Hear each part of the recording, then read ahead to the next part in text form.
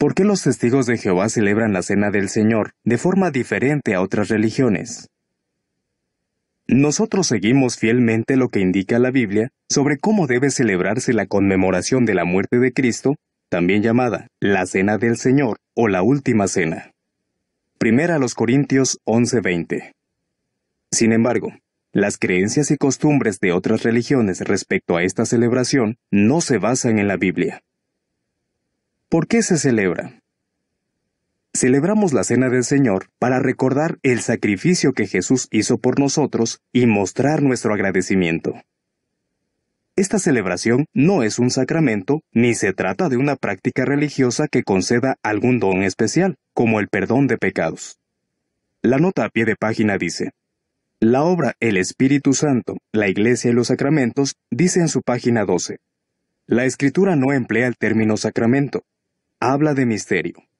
El Nuevo Testamento no aplica, sin embargo, el término misterio al bautismo y a la Eucaristía, celebración de la Cena del Señor.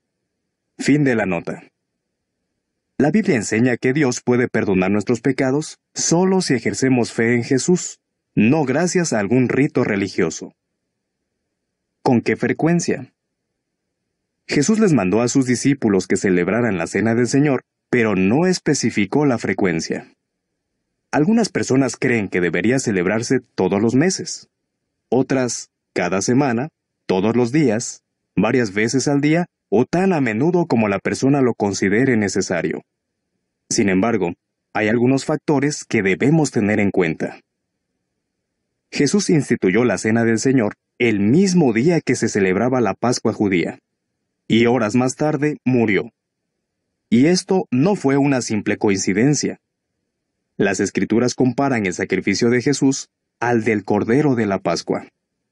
La Pascua se celebraba una vez al año.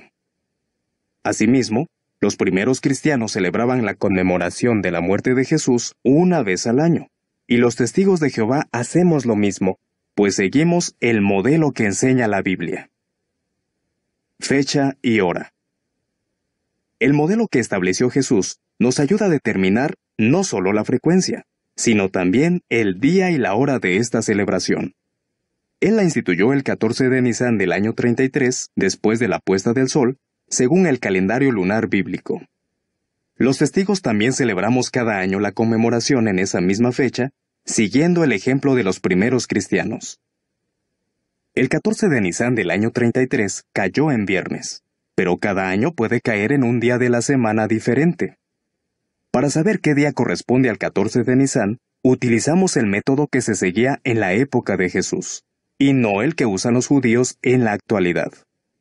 La nota a pie de página dice: aunque el calendario judío moderno determina el primer día del mes de Nisán por la luna nueva astronómica, este no es el método que se usaba en el primer siglo.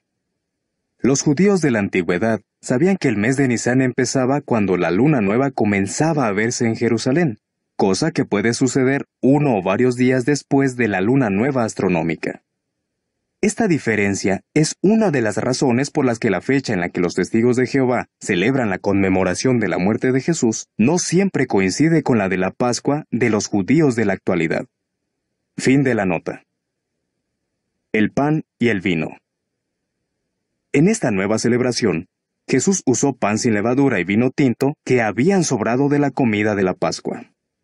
Por esta razón, nosotros también usamos pan sin levadura y sin condimentos añadidos, y vino tinto que no sea jugo de uva sin fermentar, ni vino al que se le haya añadido azúcar, licor, hierbas o especies. Algunas religiones usan pan fermentado. Sin embargo, en la Biblia, la levadura muchas veces simboliza el pecado y la corrupción. Por eso, el pan sin levadura y sin condimentos representa muy bien el cuerpo perfecto de Cristo. Otras religiones sustituyen el vino por jugo de uva, en contra de lo que dicen las Escrituras. Lo hacen porque prohíben, sin base bíblica, el consumo de alcohol. Son símbolos, no la carne o la sangre literales de Jesús. El pan sin fermentar y el vino tinto que se usan durante la conmemoración son símbolos que representan el cuerpo y la sangre de Cristo. No se transforman milagrosamente en su cuerpo o sangre literales. como piensan algunos. Tampoco se mezclan con su carne y sangre. Veamos la base bíblica de esta enseñanza. Si Jesús les hubiera mandado a sus discípulos beber de su sangre, lo que les habría estado pidiendo es que desobedecieran el mandato de Dios de abstenerse de sangre. Pero esto no sería lógico, porque Jesús nunca les habría mandado hacer algo que violara las leyes de Dios sobre la santidad de la sangre. Los apóstoles no bebieron la sangre de Jesús en sentido literal, porque Él mismo dijo que su sangre ha de ser derramada, indicando que su sacrificio todavía no había ocurrido. Jesús ofreció su sacrificio una vez para siempre. Hebreos 9:25 y 26. Si el pan y el vino se convirtieran en su cuerpo y sangre en cada cena del Señor, los que participan estarían repitiendo ese sacrificio vez tras vez. Jesús dijo, sigan haciendo esto en memoria de mí. No dijo, sigan haciendo esto para repetir mi sacrificio. Primera los Corintios 11:24. Las personas que creen en la transubstanciación, es decir, que el pan y el vino se convierten en el cuerpo y sangre literales de Jesús, se basan en cómo se han traducido ciertos textos de la Biblia. Por ejemplo, según lo traducen muchas versiones, Jesús se refirió al vino con estas palabras: Esta es mi sangre. Mateo 26:28. Sin embargo, las palabras de Jesús se pueden traducir como: Esto significa mi sangre, o esto representa mi sangre. Como lo hizo en varias ocasiones al enseñar, Jesús estaba usando una metáfora. ¿Quiénes toman del pan y del vino? Cuando los testigos de Jehová celebran la cena del Señor, muy pocos toman del pan y del vino. ¿Por qué? Con la sangre que derramó Jesús, se estableció un nuevo pacto que reemplazó el que hizo Jehová con el antiguo pueblo de Israel. Hebreos 8:10 a 13.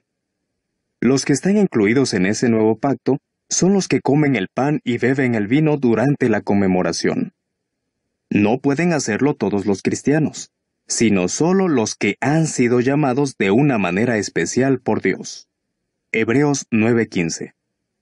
Estos cristianos reinarán con Cristo en el cielo. La Biblia especifica que solo 144,000 personas tendrán ese honor. A diferencia del rebaño pequeño que reinará con Cristo, la inmensa mayoría de nosotros tiene la esperanza de ser parte de una gran muchedumbre que vivirá para siempre en la tierra. Revelación 7, 9 y 10.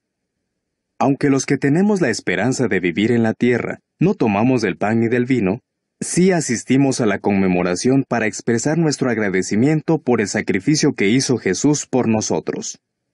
Más información. La Atalaya, edición de estudio, tiene que servirles de memoria. ¿Qué deben saber los cristianos sobre la Pascua? ¿Qué significa para todos nosotros la Cena del Señor? Pregunta sobre la Biblia: ¿en qué sentido es el sacrificio de Jesús un rescate por muchos?